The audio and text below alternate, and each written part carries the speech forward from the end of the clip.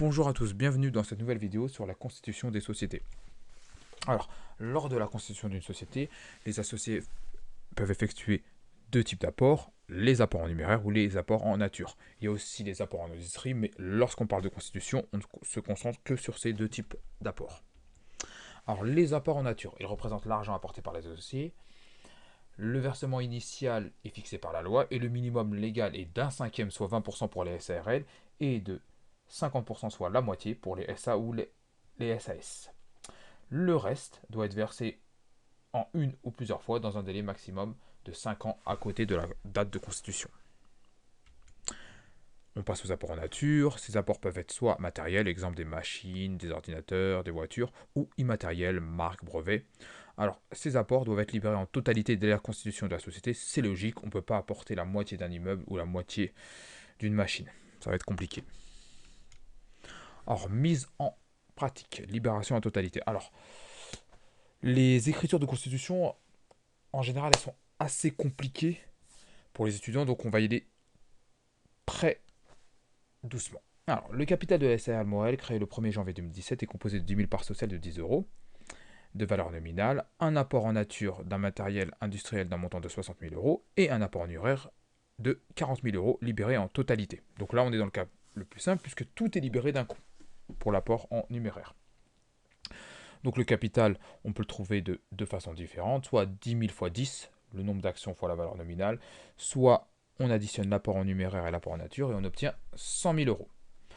Donc je vous ai fait un extrait du bilan après la constitution. Donc on devrait avoir une machine pour 60 000 euros, de l'argent en banque pour 40 000 euros et un capital de 100 000 euros. Si on fait les contentés, le capital aura un seul créditeur de 100 000 euros, la machine aura un seul débiteur de 60 000 euros et la banque également un seul débiteur de 40 000 euros. Dans un premier temps, le compte 100 donc va être crédité pour 100 000 euros par les débits respectifs des apports en nature, 60 000 euros, et des apports en numéraire de 40 000 euros.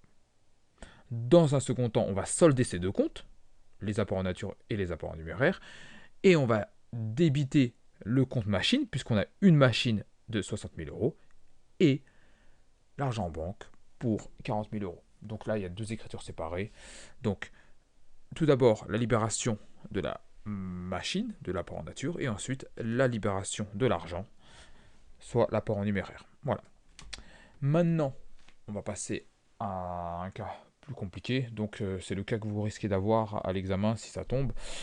Donc, là, il y a une libération partielle. Donc, quand on parle de libération partielle, on parle seulement des apports en numéraire. Les apports en nature, forcément, ils sont libérés en intégralité. Donc, c'est le même énoncé, sauf que cette fois, l'apport en numéraire de 40 000 euros est libéré des trois quarts. Donc, on respecte le minimum légal qui est de 20%, mais les associés ont le droit de faire plus, et donc ici, ils décident de libérer de trois quarts. Avant de faire l'écriture, on va faire un premier travail préparatoire. Alors, l'apport en nature, lui, il n'y a pas d'ambiguïté possible. Il s'enregistre en 45 611 et son montant sera de 60 000 euros. L'apport en numéraire est de 40 000 euros, mais il n'est libéré que des 3 quarts, soit 30 000 euros. 40 000 fois 3 quarts. Ce montant sera enregistré dans le compte 45 615. Donc, cette fois-ci, on ne va pas mettre 40 000, mais seulement 30 000, les 3 quarts.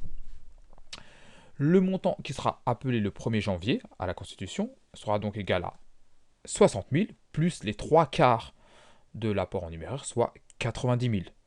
On va le mettre dans le compte 1012. Vous noterez que le compte 1012 est toujours égal à la somme qu'il y a dans les comptes 45 611 et 45 615. Si le montant du capital appelé non versé est de 90 000 euros, on peut en conclure que le montant du capital non appelé est de 10 000 euros. On peut l'avoir de deux manières différentes. 100 000 moins 90 000, le total du capital moins ce qui a été appelé, ou bien 40 000 fois un quart, la partie du numéraire qui n'a pas été appelée. Donc voilà le travail préparatoire. Ce travail va nous permettre de faire la première écriture. On débite le compte 109, le capital non appelé. Vous noterez que le compte 1011 a la même somme de l'autre côté, 10 000 euros. On débite les apports en numéraire et les apports en nature, respectivement pour 30 000 euros et 60 000 euros. 30 000, je vous rappelle qu'on l'a eu en faisant 40 000 fois 3 quarts du capital appelé. Et donc, on a 1012, le capital appelé non versé pour 90 000 euros, qui est égal au 45 611 plus le 45 615. Une fois qu'on a fait ça, on peut libérer l'apport en nature. Donc ici, le 45 611, il faut le traiter comme une créance, un associé à une créance envers nous. Donc, qu'est-ce qu'on fait? On le solde, et de l'autre côté, on met la machine. Voilà. On solde le compte 45 611, et de l'autre côté, on débite le compte machine. On va faire la même chose pour l'apport en numéraire, donc on va solder ce compte 45 615, on le solde, et de l'autre côté, on a de l'argent en banque. Une fois qu'on a fait ça, on constate que le capital appelé non versé a été versé, puisque les actionnaires viennent de le faire. Donc dans ce cas-là, les associés viennent de le faire, on est dans une SARL, on solde le compte 1012 pour 90 000 euros, et on passe au capital appelé versé 1013. Donc ensuite, dans les écritures, le 1012, lorsqu'il est débité, retenez-le, il va être toujours crédité par le compte 1013. À ce moment-là, on peut faire nos comptes en T. Notre compte 109 est à 10 000, puisqu'il reste 10 000 euros qui n'ont pas été appelés. Le compte 1011, il a le même montant, mais avec un seul créditeur. Ça marche toujours de cette façon ici. Le compte 1012 est soldé, et le compte 1013, le capital appelé et versé, est à 90 000 euros. Maintenant, lors de l'appel du solde, on va solder les comptes 109 et 1011. Donc le compte 109, on le met au crédit. De l'autre côté, on va débiter le compte 45 621, le capital souscrit non versé, 10 000 euros, les 10 000 euros qui nous restent à appeler. Et au même moment, on va passer du capital souscrit non appelé au capital appelé non versé. En effet, là, dans cette écriture, on vient d'appeler le capital.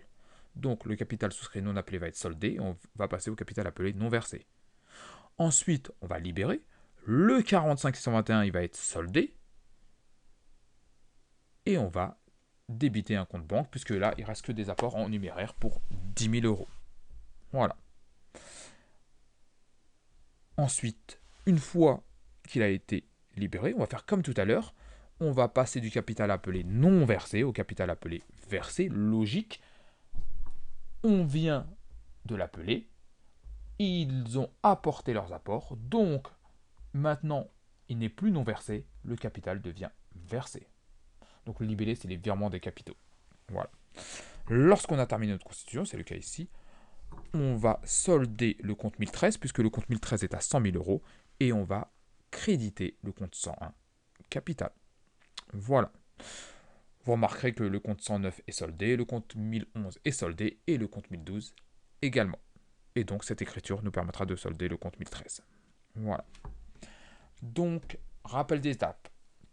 Alors, tout d'abord, je vous déconseille d'aller tout de suite sur les écritures. Il faut déjà identifier la part du capital appelé et celle non appelée. Donc, les comptes 45 611, les comptes 45 615, le compte 1012 qui est la somme des deux, les comptes 109 et 1011 qui ont toujours le même montant, c'est capital non appelé, mais avec un solde différent. Le compte 109 aura un solde débiteur au départ et le compte 1011 un solde créditeur. Ensuite, j'aime pas trop dire ça, mais là je vous conseille d'apprendre la première écriture par cœur si vous avez du mal à retenir la logique. Parce qu'une fois qu'on a connaît notre première écriture par cœur, après on déroule tout seul. Ensuite on procède à la libération.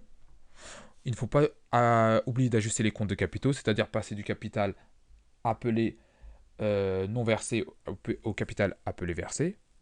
Ensuite on appelle le solde ou les autres parties du capital. Et enfin, lorsqu'on a terminé, on passe du compte 1013 au compte 101. Voilà pour cette vidéo. À bientôt.